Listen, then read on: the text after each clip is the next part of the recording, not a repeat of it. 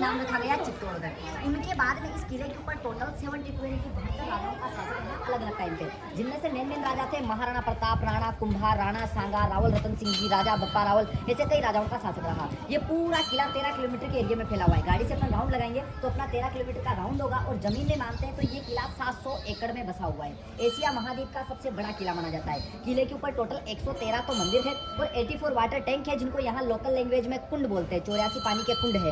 इसी वजह से इस किले की अगर अपन हर एक जानकारी को अच्छे तरीके से लेते हैं तो टोटल 12 घंटे की जरूरत पड़ती है, क्योंकि किले पे मंदिर इतने सारे हैं, खंडर इमारतें इतनी सारी है कि हर एक चीज को आप अच्छे से देखते हो तो सुबह से शाम हो जाता है, लेकिन किला नहीं घूम पाते हैं। और किले के जो मेन बेस्ट पॉइंट्स है उनको विजिट करने में समथिंग 2 से 2.5 घंटे का समय लगता है। तो किले के सारे पॉइंट्स अपन विजिट करेंगे। यहाँ पे अपन एक साथ 2 मंदिर विजिट करेंगे। ये वाला जो मंदिर है किले के ऊपर 113 मंदिर में सबसे बड़ा मंदिर माना जाता है। इस मंदिर का निर्माण 8वीं शताब्दी में राजा बप्पा रावल ने इस मंदिर का निर्माण कराया, जिनके नाम से आपने रावलपिंडी नाम सुना होगा, जो पाकिस्तान के लिए। तो वो रानी को हासिल तो नहीं कर पाया, लेकिन उसने इस किले पे बहुत सारे मंदिरों को तोड़ दिया था। तो इस मंदिर के अंदर जो वरा भगवान का मूर्ति था वो मूर्ति भी उसने खंडित कर दिया था। मूर्ति खंडित होने के बाद में अपने हिंदू धर्म में माना जाता है कि खंडित मूर्ति की पूजा नहीं होती है। तो ये मंदिर कई सालों तक बंद रहा। बाद में जब इस किले पे राणा कुंभा का शासक रहा तो उन्होंने सन 1448 के टाइम पे मंदिर को रिनोवेट कराया। मंदिर के अंदर राधा कृष्ण और बलराम जी का मूर्ति स्थापित कराया। तब से इस मंदिर को कुंभशाह मंदिर नाम से जाना जाता है। मंदिर के सामने देखते हैं आपको एक छतरी नजर आता है। इस छतरी के अंदर ब्लैक कलर का स्टेचू लगा हुआ है, जो गरुड़ भगवान का स्टेचू है। इससे पता चलता है कि ये मंदिर पहले विष्णु भगवान का मंदिर हुआ करता था, क्योंकि गरुड़ भगवान विष्णु भगवान की सवारी है। इसके पास में उधर लेफ्ट साइड में एक और छोटा वाला मंदिर है मीराबाई का। मीराबाई के बारे में आप सभी ने सुना होगा, जो कृष्ण भगवान की भक्त हुआ करती थी। जी जी। उनका जन्म हुआ था मेड़ता सिटी के पास में छोटा सा गांव है कुड़की, जो नागौर डिस्ट्रिक्ट में पड़ता है, अपने राजस्थान का डिस्ट्रिक्ट है। वहाँ उनका जन्म हुआ। यहाँ चित्तौड़गढ़ के राणा सांगा के सबसे बड़े बेटे राजा भोज के साथ में मीराबाई का विवाह हुआ। ये चित्तौड़गढ़ मीराबाई का ससुराल हुआ करता था। विवाह के 3 से 4 मंथ बाद किसी बीमारी की वजह से उनके पति भोजराज जी की मृत्यु हो गई। तो मृत्यु के बाद भी मीराबाई छोटे वाले मंदिर के बाहर कृष्ण भगवान की भक्ति करती थी। तो उनका देवर विक्रमादित्य और उनकी सासू मां रानी करना होती जी उनको बार बार परेशान करते थे कि तुम्हारा पति मर गया है तो तुम भी सती हो जाओ या फिर अपने आप का बलिदान कर दो, क्योंकि पहले के टाइम पे सती प्रथा होती थी। तो मीराबाई बोलती कि नहीं, मेरा पति मरा नहीं है, मेरा पति तो अमर है, क्योंकि वो अपना सब कुछ कृष्ण भगवान को मानती थी। तो मीराबाई को मारने के लिए उन लोगों ने एक बार खीर में जहर मिला के भेजा। मीराबाई ने कृष्ण भगवान की मूर्ति को भोग लगाया तो जहर अमृत में बदल गया। एक बार फूलों की टोकरी में सांप रख के भेजा तो वो फूलों का हार बन गया। वो सारी घटनाएं छोटे वाले मंदिर की है। मीराबाई को मारने के लिए कई बार प्रयास किए गए, फिर मीराबाई उनसे परेशान होकर यहाँ से कृष्ण भगवान का मूर्ति लेकर पैदल 4 धाम की यात्रा पे निकल पड़ी। गोकुल, मथुरा, वृंदावन होती हुई गुजरात में द्वारकाधीश मंदिर जा पहुंची। वहां जाने के बाद में बोला जाता है कि वहां के गांव वालों ने मीराबाई को मंदिर में अंदर जाते तो देखा, लेकिन वापस बाहर आते कभी किसी ने नहीं देखा। तब से बोला जाता है कि मीराबाई भी कृष्ण भगवान की मूर्ति में समाहित हो गई। एक थी माता सीता जो धरती में समाहित हो गई, एक थी मीराबाई जो कृष्ण भगवान की मूर्ति में समाहित हो गई। जैसे इस मंदिर के बाहर ये छतरी है, ऐसा ही छोटे वाले मंदिर के बाहर भी एक छतरी है, जिसमें मीराबाई के जो गुरु थे संत रविदास जी, जिनको रैदास जी भी बोलते हैं, उनके पैरों के निशान पत्थर के ऊपर बने हुए हैं। मीराबाई पहले अपने गुरु के चरणों की पूजा करती थी, बाद में कृष्ण भगवान की भक्ति करती थी। आप आराम से दोनों मंदिर में दर्शन कर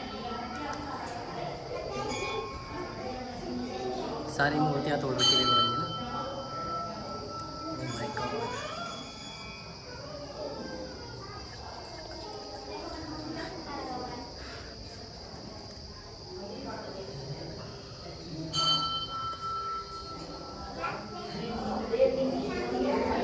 सर उदयपुर तो अभी यहाँ से जा ही रहे थे हम, बाकी वहाँ जयपुर से पूरा हम विजिट करके आ रहे हैं। जयपुर में आमेर फोर्ट वगैरह सब, आमेर फोर्ट वगैरह सब।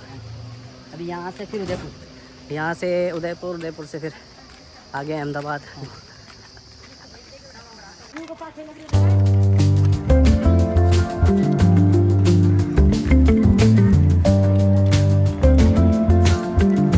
ये चप्पल क्यों गिरा रहे हो?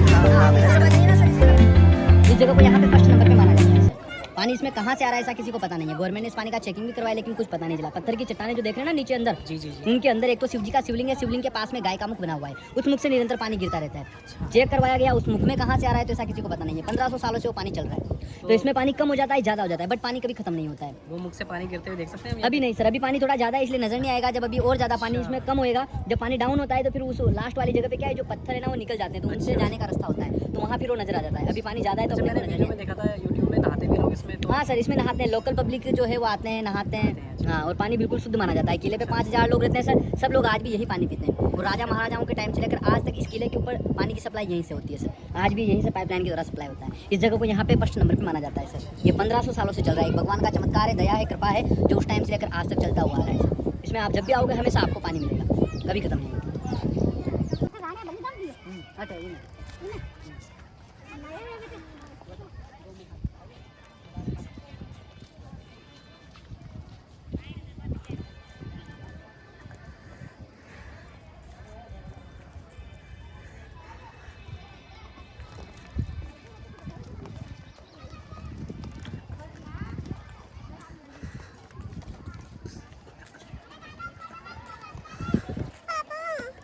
ये मैंने बताया ना सर, 3 बार अलग-अलग टाइम जोहर हुए। जी जी जी। तीनों जोहर के बारे में इसके ऊपर लिखा हुआ है। हाँ तीनों जोहर इसी जगह पे हुए, तो तीनों जगह के बारे में ये इसके ऊपर लिखा हुआ है, कब कब जोहर हुए, किस किसने किया है, कौन कौन से टाइम में। और ये वाला शमशान घाट राजा महाराजा का ना। हाँ, सती प्रथा भी इसी के ऊपर होती है। और ये वाला ये देख रहे हो ना आप, विजय स्तंभ, ये वाली जो दीवार और ये गेट। जी। आपने एक मूवी देखा नहीं होगा, सुना जरूर होगा, देवानंद का गाइड मूवी, उसमें एक सॉन्ग आता है, आज फिर हाँ। जीने की तमन्ना है, मरने का इरादा है। हाँ जी जी जी जी। इसी जगह का शूटिंग है, उसमें आप दोबारा से यूट्यूब पे सर्च करके देख सकते हैं। अच्छा, जिसमें सीढ़ियों से ऊपर जाते हैं वो यही है? यस सर, यही जगह है। अभी अपन आगे आगे चलेंगे, अपन रानी का महल देखेंगे, अच्छा, उसकी भी शूटिंग है उसमें।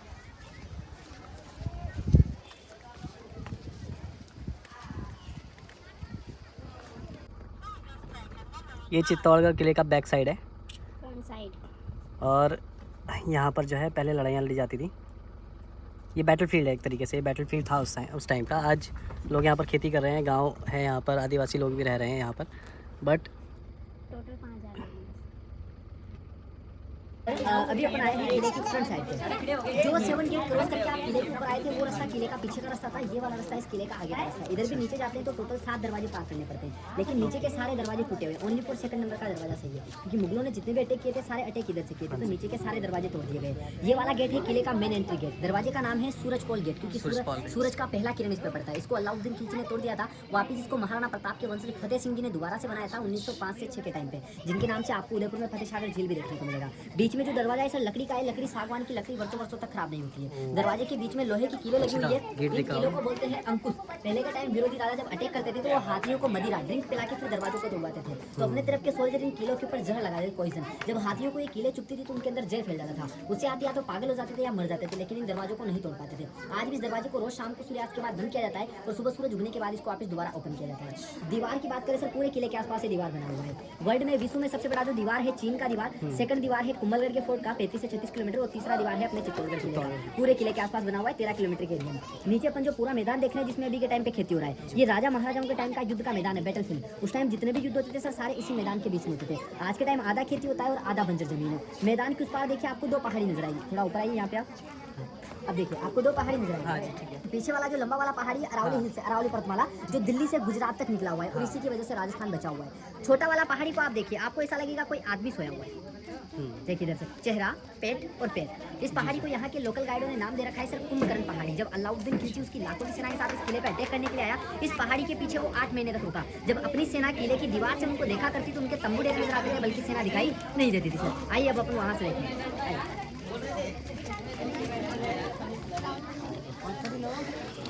टोटल सर 7 किलोमीटर की रेंज में ये जंगल फैला हुआ है सर। ये जो जंगल हाँ, ये उधर की तरफ जूमिंग कीजिए आप जी, तरफ कीजिए, देखिए पूरा जंगल है सर।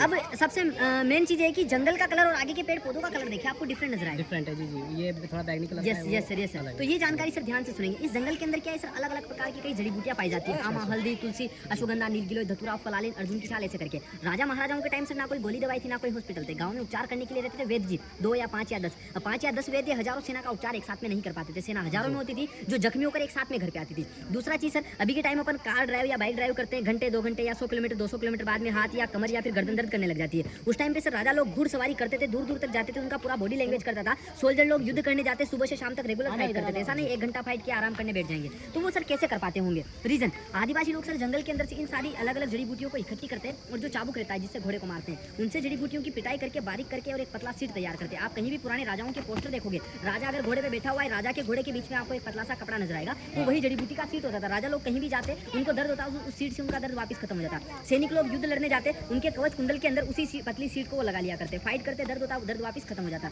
ये जो गांव देख रहे हैं अपन जंगल के बीच में छोटा सा, जी जी जी। ये गांव से सर आदिवासी लोगों का गांव का नाम है सर सूरजपोल, क्योंकि गेट का नाम भी सूरजपोल है। गांव के अंदर आज भी आदिवासी लोगों के वंशज परिवार रहते हैं जो मीणा और भील जाति में आते हैं। मैं भी सर मीणा ही हूँ, मैं भी मीणा ही हूँ सर। सभी लोग रहते हैं अपनी तरह, ये कपड़े अपनी तरह ही पहनते हैं, लेकिन काम आज भी वही करते हैं जो राजा महाराजाओं के टाइम करते थे। जो आदमी रहते हैं सर जंगल में जाते हैं,